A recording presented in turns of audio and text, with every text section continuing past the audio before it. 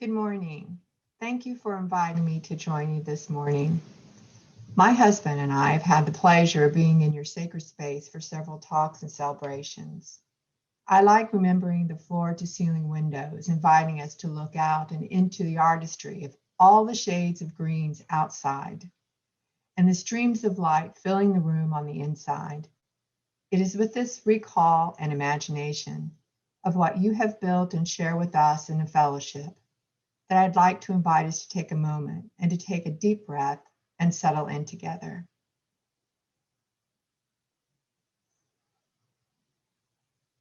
Thank you.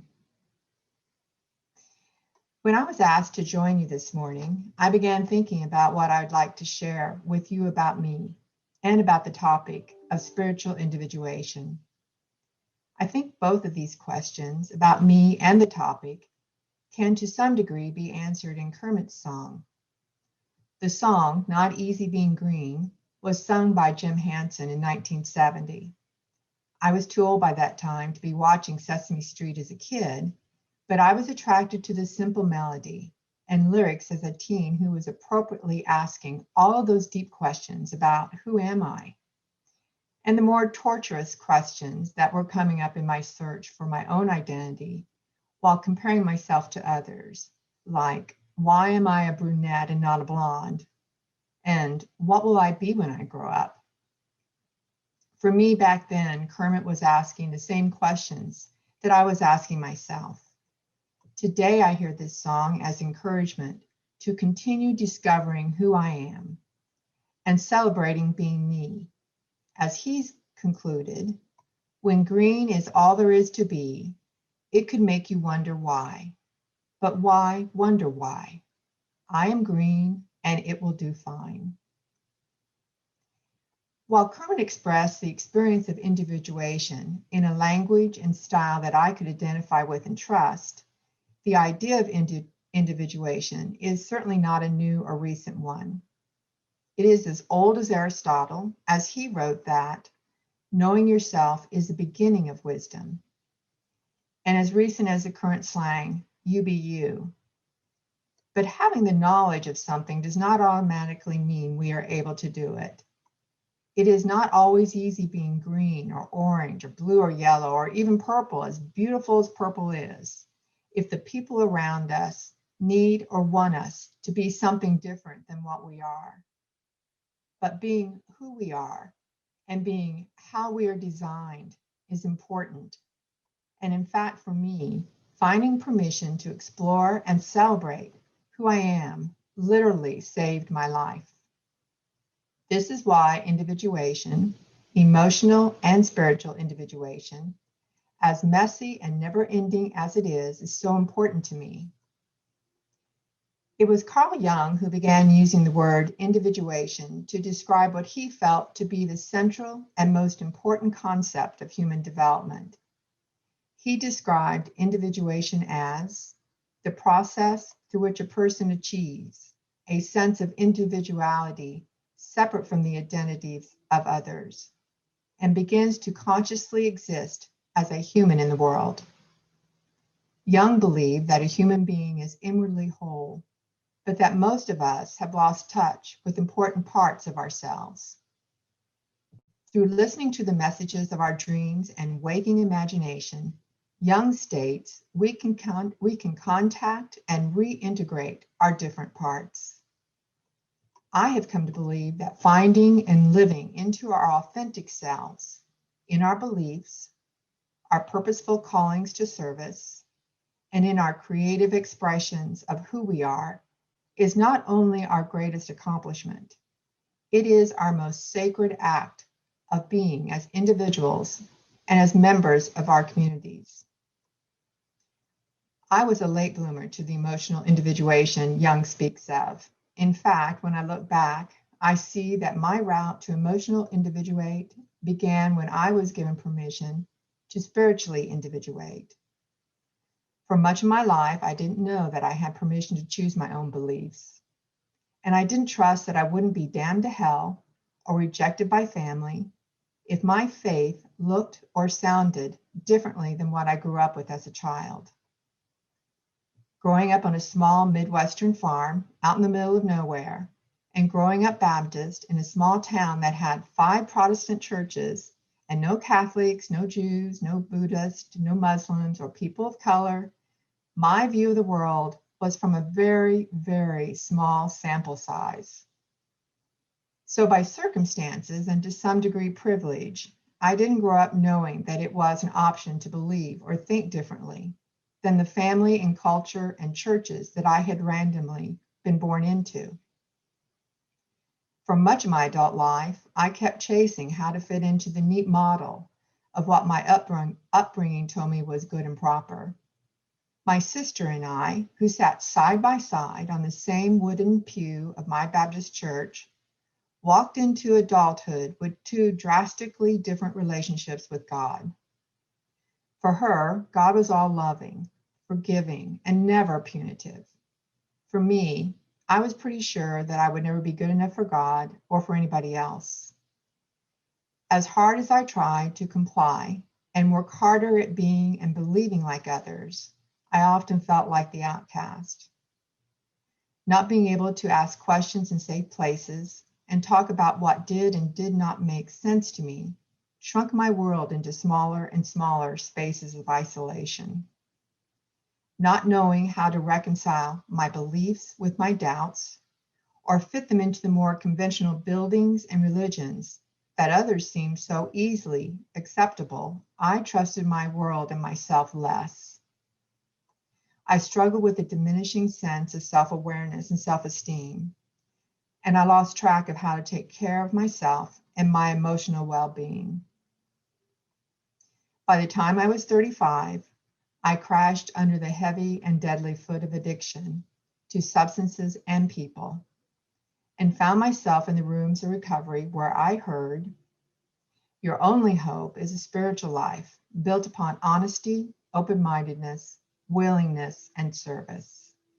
They said, "It's time to find and claim your own understanding of a higher power that is more powerful and loving than you or your history of fears." That is when and how I first started discovering and accepting the permission I craved to question, find, and celebrate my own authentic way of believing. It was the beginning of me changing from being a victim to what I thought I had to believe. It was permission to enter into the lovely, messy, creatively designed discovery of who I am, how I am wired, and what I believe. And yet, as incredibly distinctive as that particular moment was 30 plus years ago, I have come to also know that spiritual individuation is not an arrival point, but rather a lifelong process of discovery. Ralph Waldo Emerson has said, "To be yourself in a world that is constantly trying to make you something else is the greatest accomplishment."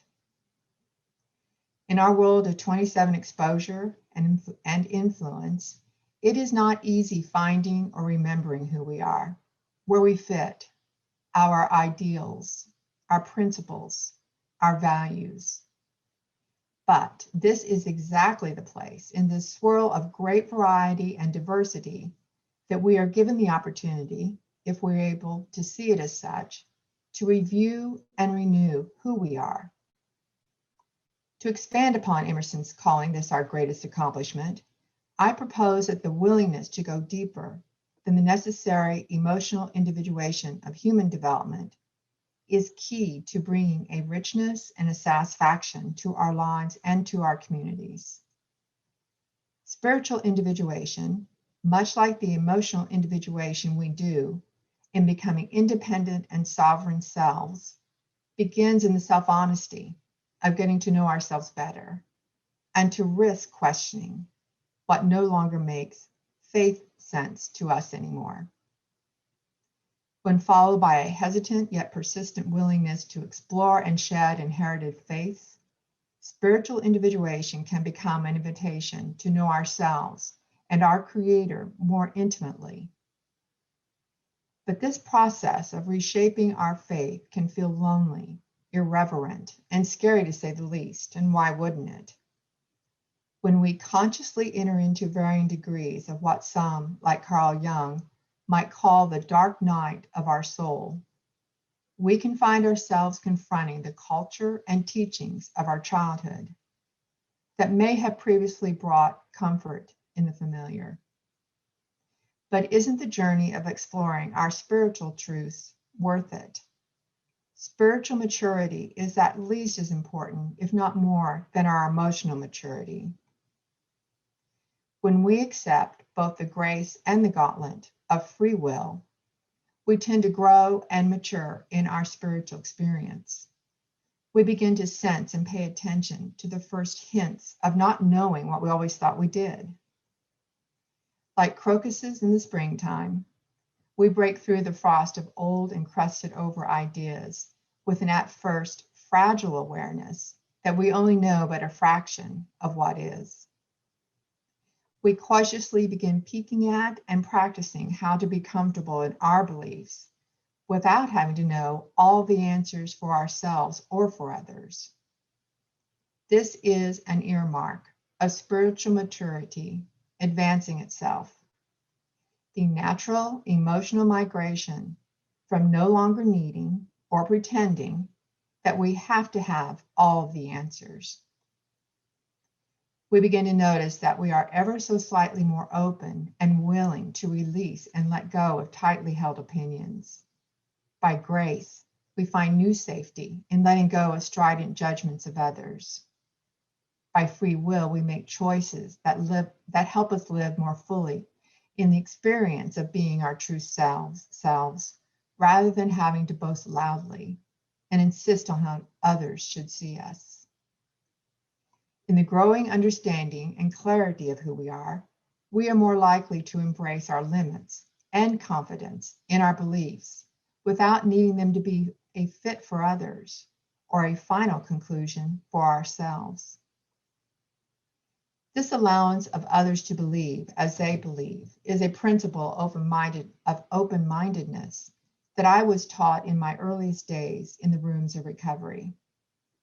They described one aspect of open-mindedness in an axiom, that my willingness to keep an open mind about how others believe is what ensures and protects my right to believe the way I do. And that was huge for me. It gave me permission and safety to explore my thinking and beliefs as an individualized person and as someone who wants to evolve with others in community. But this business of finding ourselves is not the center of the plot, the end of the story, or the whole story.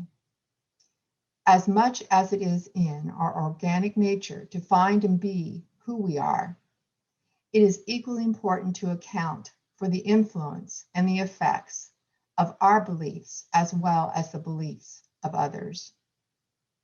But this can be a tricky business because where is the line between respecting how others choose to believe and our being complicit to beliefs that cause harms in community? In the early days of 2018, I was pretty devastated by what I was witnessing in hate crimes that we were doing to one another. I was drowning in my own fears about what was happening with us as a nation: gun violence, racism, and persecution of those who do not look or live like our elected officials, and our eroding economic pathway for all people of our country. I was also struggling with the opinions and divides I was beginning to see as real in my personal relationships, the kind that made me think of a movie I saw years ago about two brothers fighting on opposing sides in the Civil War. The memory of that movie haunted me as I watched political fissures show up in my family and friendships. So I did what I had been taught to do, not perfectly, but I tried. I sat on my mat and practiced my meditations. And I tried to say my prayers for everyone, not just for those who thought or looked like me. I read politics a bit too obsessively, and I read my treasured books of faith and encouragements. I journaled like a madwoman and I screamed and cried with safe people. What I came to as my authentic way to anchor to shores of safety and hope was to examine and affirm who I am and what I believe.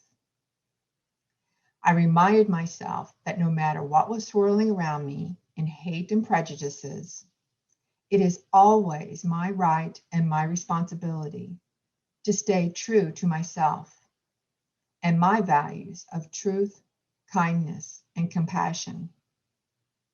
In this practice, I was able to keep most of the wolves of ego and fear at bay, but never fully, and never without the love and safety of companions here at my side in personhood and in my soul as the loving God I have come to embrace. I became convinced then, as I am now, that what we see in our world, her politics, her ways, her triumphs, and her failures, are a collective reflection of our inner landscapes. Our hope as a world and person is to look deeper and truer into the landscapes of ourselves, to look and illuminate and chip away with divine resolve and guidance the conflict between our personal integrity and the choices we make, to reconcile who I think I should be to who I am, to shrink the distance between our dreams and where we actually spend our currency of time and energy. And most of all, above and before all else, to clear a path and walk more fully and authentically in this world as the compassionate beloveds we are designed to be. I know at times we can fall asleep or get triggered and lose the sacred thread of ourselves in the tapestry of community.